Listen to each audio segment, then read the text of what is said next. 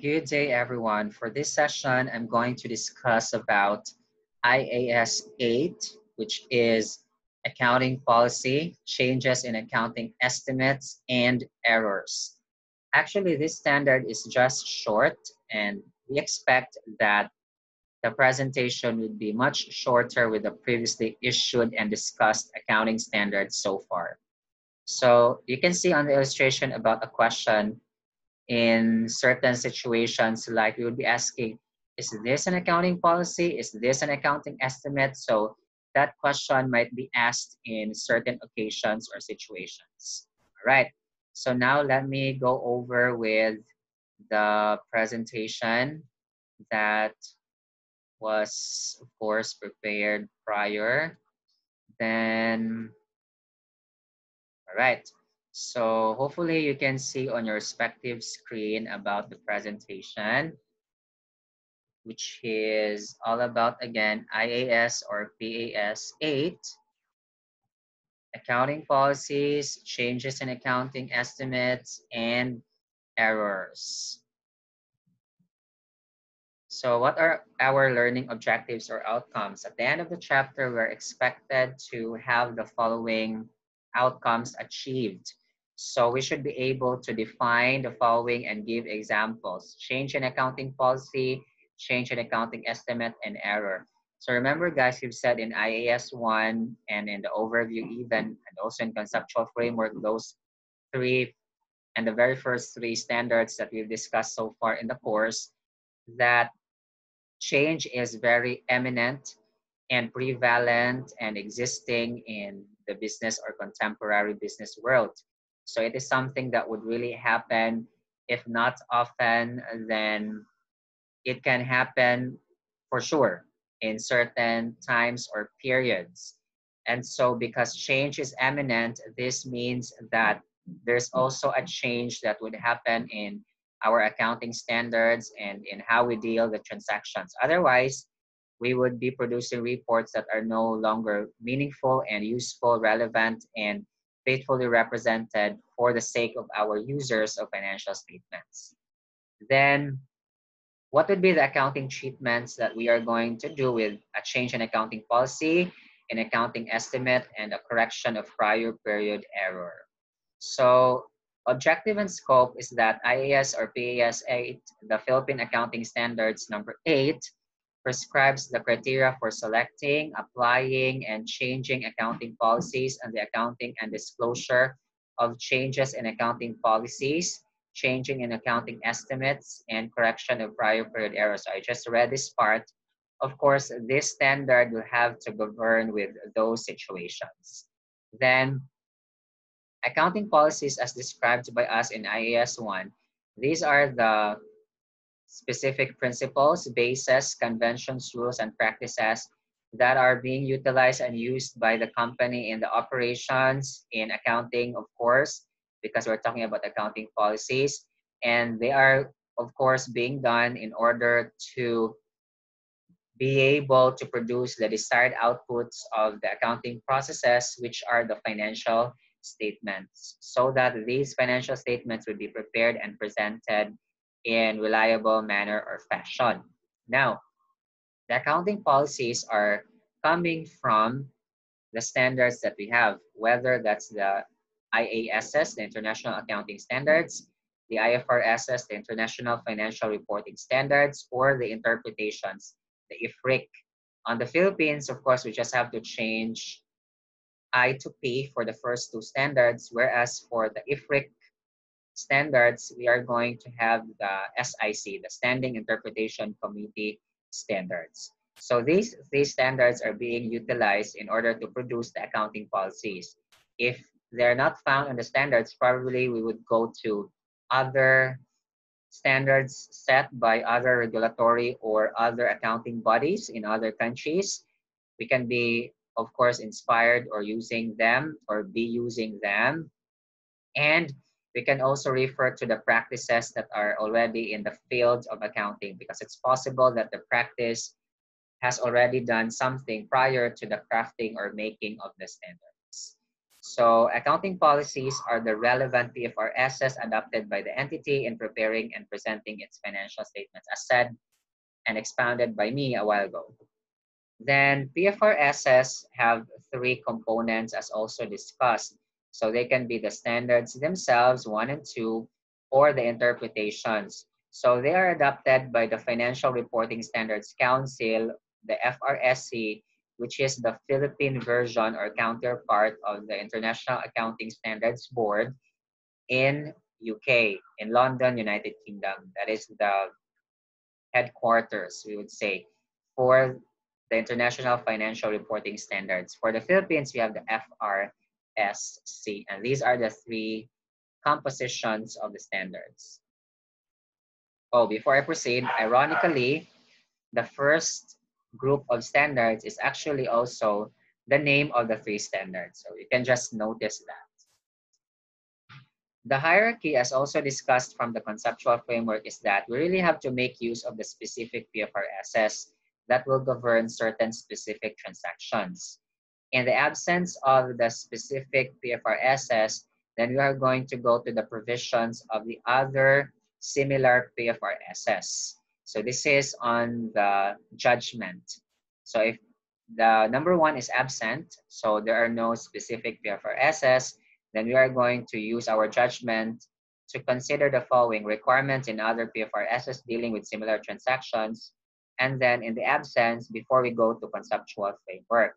Now, management shall also consider the following pronouncements issued by other standard setting bodies as explained a while ago. So example of that, although this is just very early for you guys, but for the accounting of non-profit entities or organizations, remember we just have discussed or tackled at this point in time that accounting is for business. However, accounting can also be applied for non-profit oriented or organized enterprises or the so-called non-profit organizations. Remember that normally business is organized for profit and accounting is the language of business. That is also true.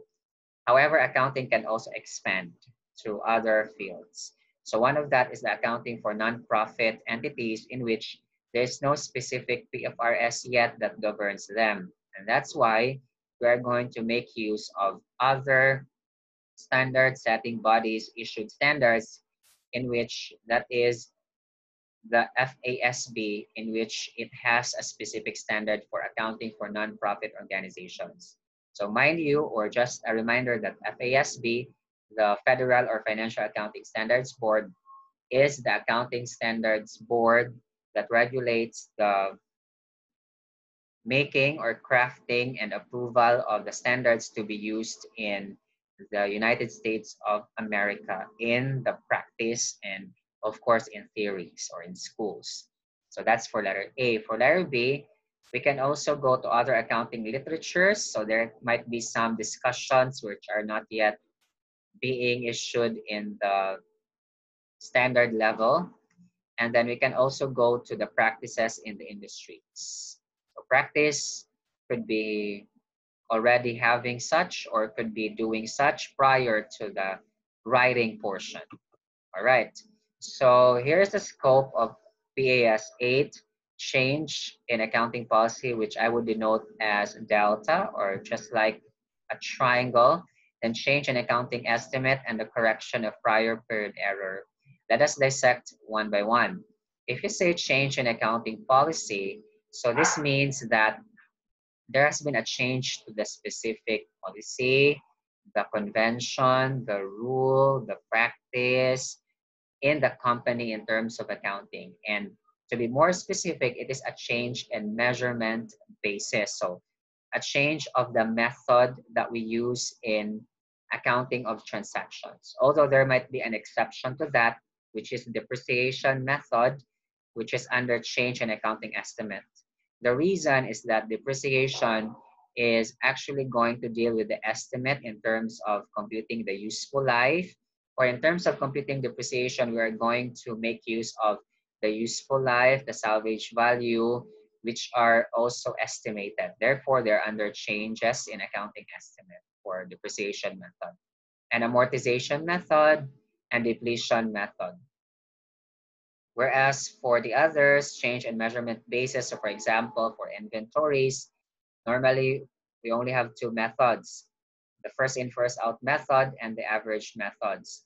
So if there's a movement vice versa, that is a change in accounting policy.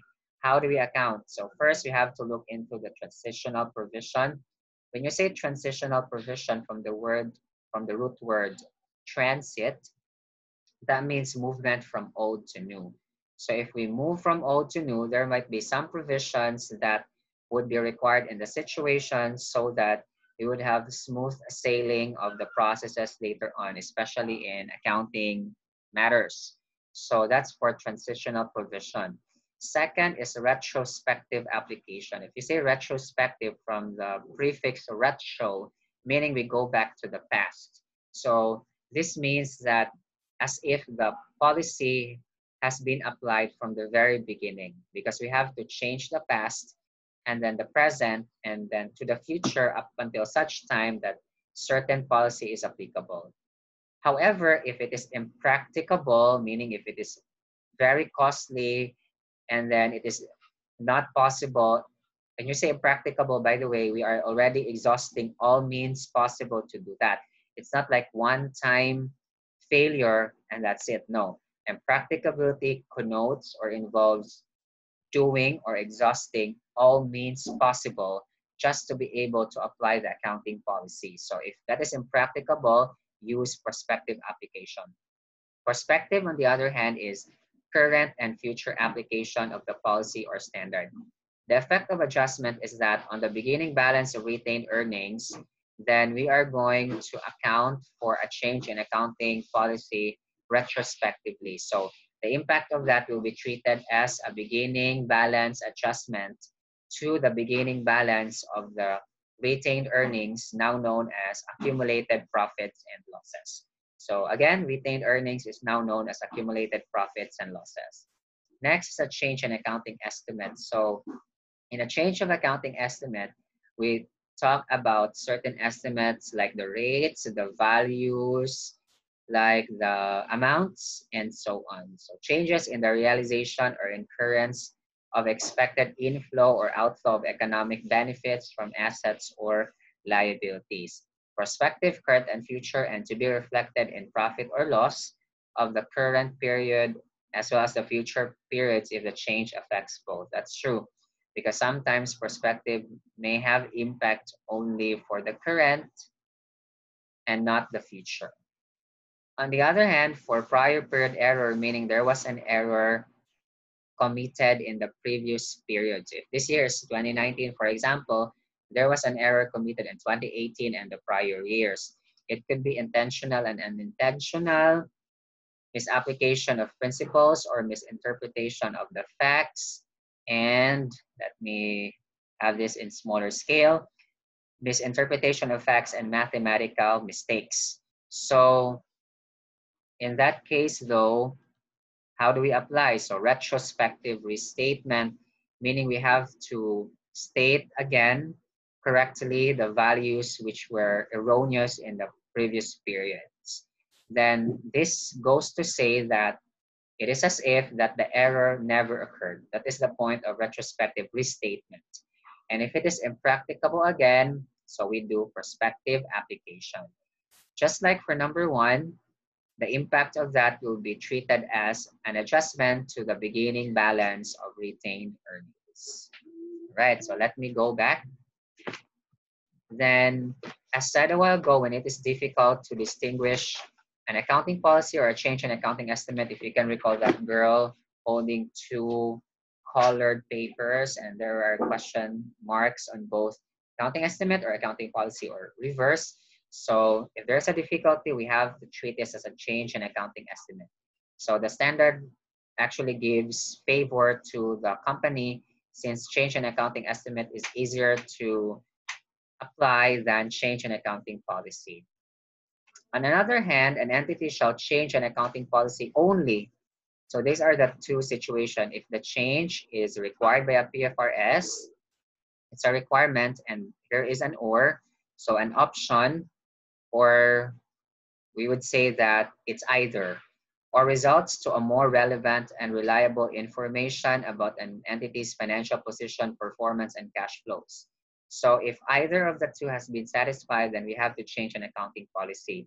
For number one, that's clear cut. Number two, if you can notice, it's not going to enhance the reliability because what is reliable before is, of course, still reliable now.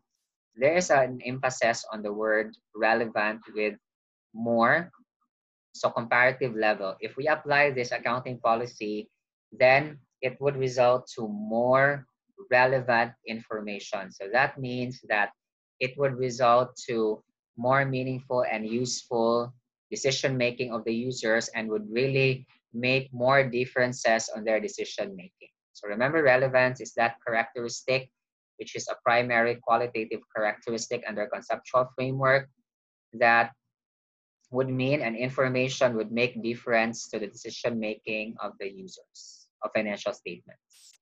Then here are examples of changes in accounting policy. If you can notice, these are really changes in the methods, right?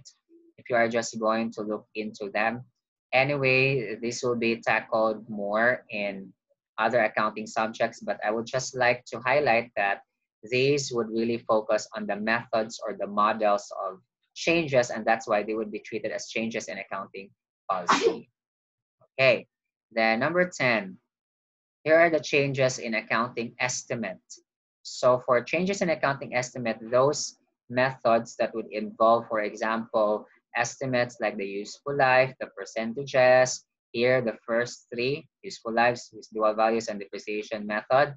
Allowances, this would involve percentages wherein the percentages are based on trends or patterns, which are also estimates, and the fair values, which are also based on changes in the market. So these are changes in the estimates. All right.